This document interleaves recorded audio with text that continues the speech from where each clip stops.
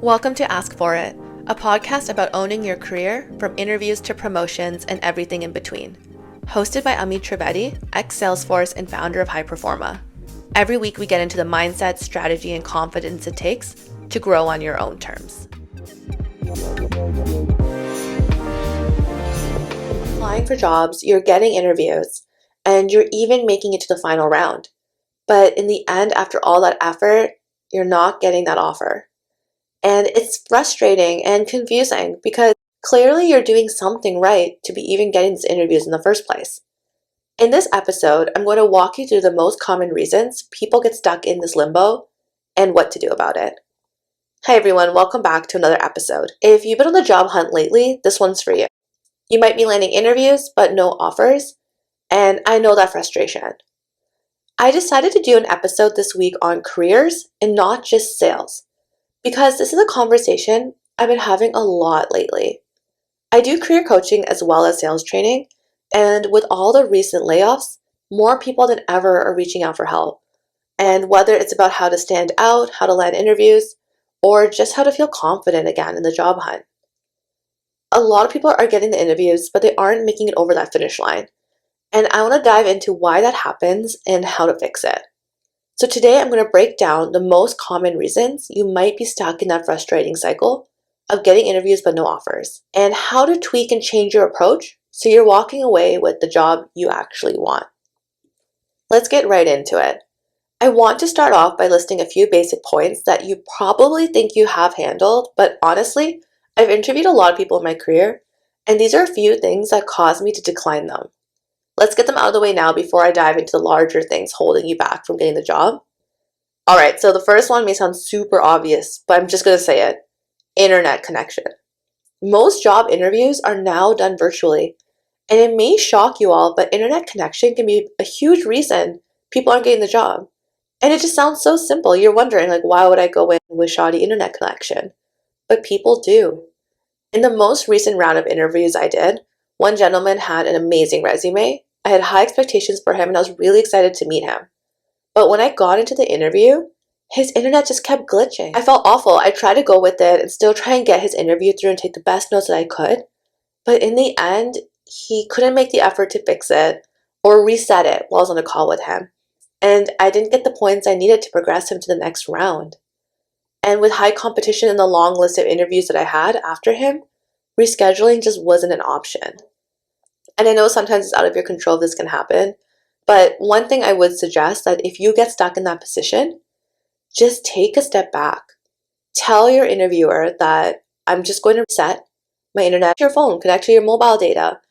It's better for you to take 2 minutes to fix your problem, move to a better area quickly, or connect to data, and then restart that interview versus trying to power through really bad connection. And try and check before, but I do get it. Sometimes these things happen. But unfortunately, in this example, I wasn't able to progress him, but he was a great candidate. Another one that you may think is also super obvious, it's appearance. If your interview is online, your appearance still matters just as much as if you were interviewing in person. On interview day, don't wear sweats and a dress shirt on top. Dress up as if you're actually going in person. Wear proper pants and wear a shirt. It will change the way you carry yourself. I know they can't see your pants on Google Meets or Zoom, but it will make a difference in how you showcase your confidence and who you are. Make sure your hair is done. If you wear makeup, do that as well. Try and look professional. And make sure your background is clean and appealing. People do focus on a messy background if there's something in there to distract them. Alright, now I got those two things out of the way. Now I want to go into deeper into why you're not getting the job, given that you look great on camera or in person and your internet connection is solid if this is online. Number one, you haven't practiced owning the room. And what I mean by this is that when you start to interview and explain your experience, sometimes you'll start hesitating, over-explaining, or you'll shrink when you're asked a tough question.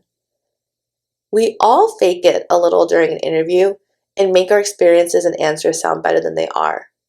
And if you're in denial here about faking it and telling me, I'm always honest, I don't lie on my resume, let me ask you this. When they ask you, what is your greatest weakness? Do you say I'm a perfectionist or any other type of strength that you're disguising as a weakness? Then yes, you are faking it just a little bit. But when we're going down this path here, when we have a story in our head that we think is going to do great in interviews, sometimes we lose that clarity and confidence in how we're delivering it.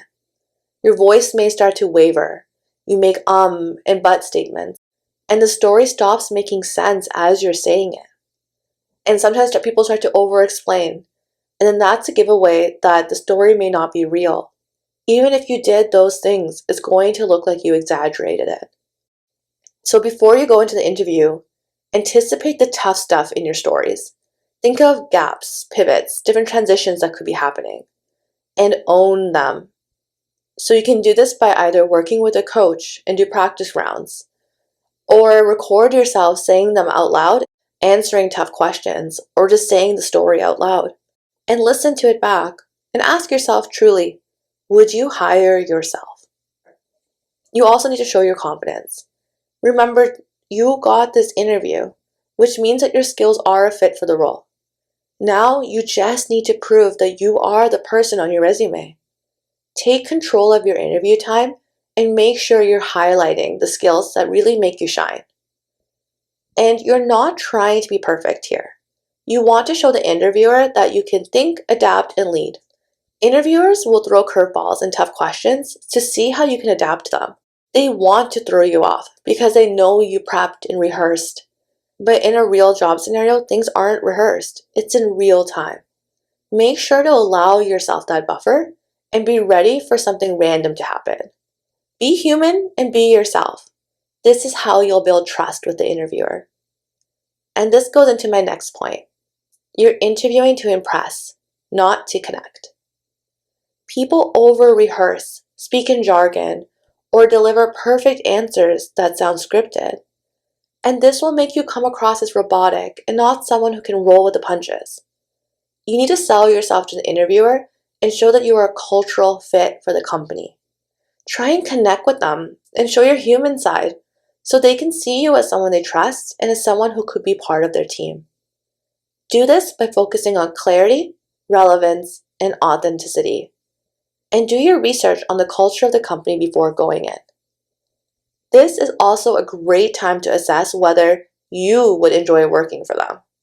I always tell people I coach, you are interviewing the company just as much as they are interviewing you. And I know when you really need that job and you hit that desperation point, you stop caring about where you're going to work and you just want a job. But it does matter. For example, before I started working at Salesforce, I also interviewed at Amazon and Deloitte. All three of these companies have distinct cultures.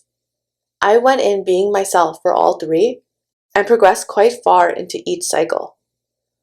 When I reflect back now at each experience, I realized I was more comfortable with Salesforce from the very first interview round. And that's because I fit their culture and connected with their teammates more than I did at the other two companies. And as a result, I got the job and had a very successful and rewarding time working there. It makes all the difference in the world if you enjoy your job and with the folks you're working with. My takeaway here is to connect with the interviewer and try and learn about the culture to see if you connect with the folks working there. Make them feel like you're already on the team. A great way to do this, if it's possible, is to try and get coffee chats with people already on the team or in the same vertical. I did this before all of my interviews, and it gives you a great insight into the type of people on the team, and it also helps you build trust and connection. That way, when you're interviewing with the hiring manager, you're able to say, I connected with John and Sally, for example, and if your personal brand is sharp, then the people you had a coffee chat with would have already mentioned your name to the hiring team.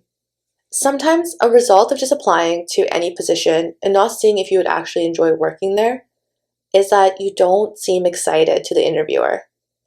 And this is my next point. You may come across as polite, composed, but a little flat. Hiring managers want someone who's energized by the opportunity, not just looking for a paycheck. Choose an industry or a job that you're passionate about and let that show. When people in my network ask me for tips on applying to Salesforce, I always ask them, what's your thoughts on Agentforce? Are you excited about AI? And these are important because if you're not truly interested in Salesforce's newest product, or have a passion for AI or where the tech industry is going, then they're going to come across as flat in the interview. A great thought experiment here that I recommend is before you start applying for jobs, and if you're doing a career switch, this is awesome, but you can still do this if you're staying in your same industry. Don't look at what's available out there. Don't start to go into a spiral thinking, oh my God, there's not enough jobs out there, there's so much high competition. Take a step back and think to yourself, what is my ideal job? Where would I truly be happy? First, answer that question with clarity. Create your ideal job. This is like marketing. Put together your persona and then sell to your persona. Do that in the interview process because essentially you're the product or service and you're trying to get into the ideal company. So figure that out first and then start to target your job search to fit that. And then as a result, your enthusiasm will show because that's somewhere you want to work and that's something you're excited about. And that the interviewers will see that, see you're passionate, and your likelihood of getting the job is going to be enormously higher. And the last point I want to talk about on today's episode is you're not asking great questions. You may answer questions well, but when it's your turn to ask, you go generic. For example, you may ask, what's the culture like at the company? Or what are the next steps after this interview? In every interview, the interviewer will turn to you at the end and ask if you have any questions. And I know this is a tough one to prep for. It's really hard to come up with questions. But your question will show your thinking, and weak questions will show weak interest. To fix this, ask strategic, thoughtful questions that show you're already thinking like a team member. For example, you could ask, what are the biggest priorities for this role in the next 90 days? Or what does success look like this position 1 year in? These kind of questions will start to trigger a conversation with the interviewer. And when he gives the answer, don't just say like, oh, okay, thank you. Have a conversation. This is your time to connect. This is your time to build a relationship with that person. All right, so I gave a lot of points today and a lot of exercises for you to try out. And I wanted to keep this one short. So to recap, if you're getting interviews but no offers, here are the key things to look at. First, check the basics. Your internet connection and appearance still matter, especially for virtual interviews. 2, practice owning the room. Anticipate tough questions and deliver your answers with confidence and clarity. 3, focus on connection, not perfection. You're not just answering questions, you're building trust. 4, show enthusiasm. Let your excitement for the role and the company shine through. And finally, ask thoughtful, strategic questions.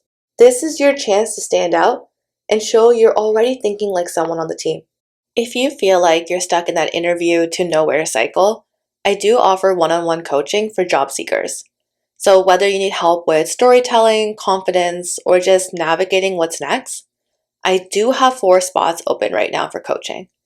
You can reach out to me through the contact form on my website or just message me directly on LinkedIn.